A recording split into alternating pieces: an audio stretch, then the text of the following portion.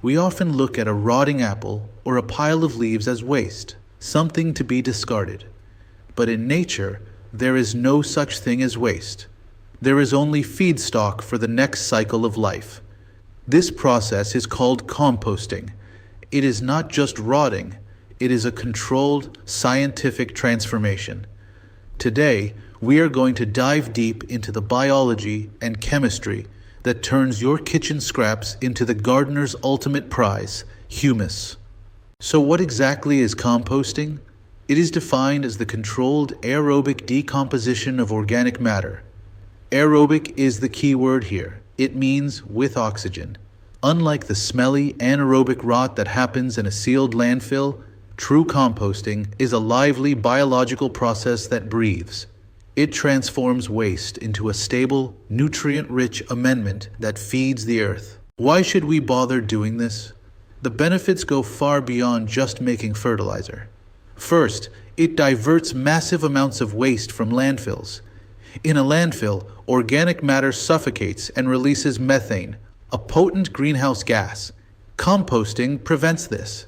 Second, it creates humus, a miraculous substance that improves soil structure and drastically increases its ability to retain water naturally.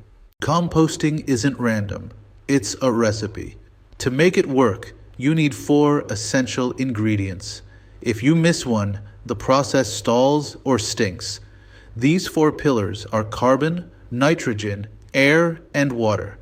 In the composting world, we simplify the first 2 into browns and greens. Let's break them down. First, we have the greens.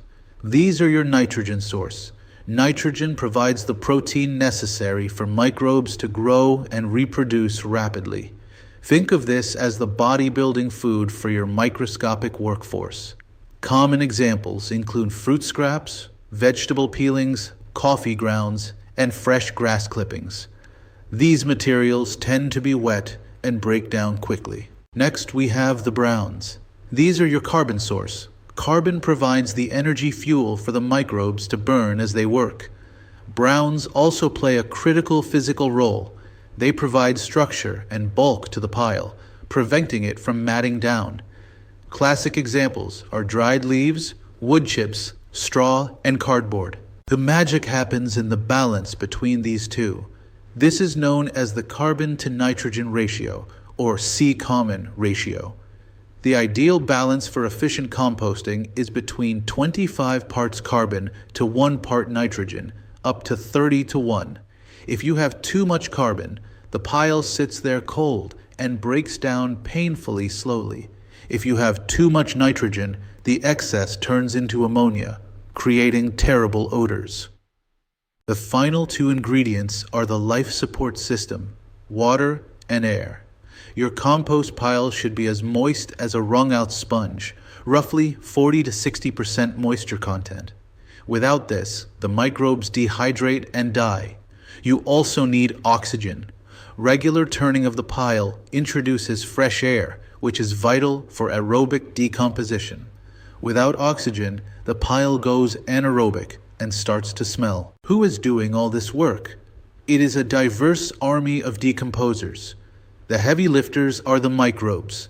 Bacteria are the stars of the show. They generate the highest decomposition rates and are responsible for the heat in the pile. Working alongside them are fungi and actinomycetes, a type of bacteria that forms filaments. These are specialists at breaking down tough, woody materials like lignin and cellulose. While microbes do the chemical work, larger organisms help with the physical labor. These are the macroorganisms. Creatures like earthworms, mites, and millipedes physically shred the organic matter, increasing its surface area for the bacteria. Their movement also creates tunnels, aerating the pile. In systems like vermicomposting, earthworms are the primary processors. Composting happens in 3 distinct stages. The first is the mesophilic phase. This occurs in the initial few days after you build your pile. The temperature remains ambient to moderate, generally below 40 degrees Celsius. During this time, moderate temperature microbes wake up and begin rapid feeding and multiplication on the easy-to-digest sugars. As the microbes work, they generate energy. This leads to stage 2, the thermophilic phase. This is the most active stage, lasting days to weeks. Temperatures soar to between 40 and 65 degrees Celsius. Here, heat-loving bacteria take over, rapidly breaking down proteins, fats, and complex carbohydrates. This generation of extreme heat is a sign of a healthy, active pile. This heat isn't just a byproduct, it is a sanitation tool. The importance of thermophilic heat cannot be overstated. Sustained high temperatures effectively kill weed seeds and destroy plant pathogens. This cooking process sanitizes the compost, ensuring that when you eventually use it in your garden, you aren't accidentally spreading weeds or diseases. Eventually, the high-energy food runs out and the pile cools. We enter stage 3, the curing or maturation phase. This is the longest stage, lasting weeks to months. The biological activity slows down. Fungi and different bacteria take over to chemically stabilize the material. They finish breaking down the toughest fibers and transform the matter into humus. There are different ways to manage this process. The gold standard is aerobic composting. Because it uses oxygen, it is fast, generates heat, and is largely odorless. The alternative is anaerobic composting, which happens without oxygen. This process is slow, cold, and produces methane and strong, unpleasant odors. Essentially, it's controlled rotting rather than active composting. You also have a choice in effort: active versus passive. Active composting is fast. It involves frequent turning to aerate the pile and monitoring moisture levels. This effort pays off with finished compost in just weeks or months. Passive composting is the lazy method, simple piling with minimal turning.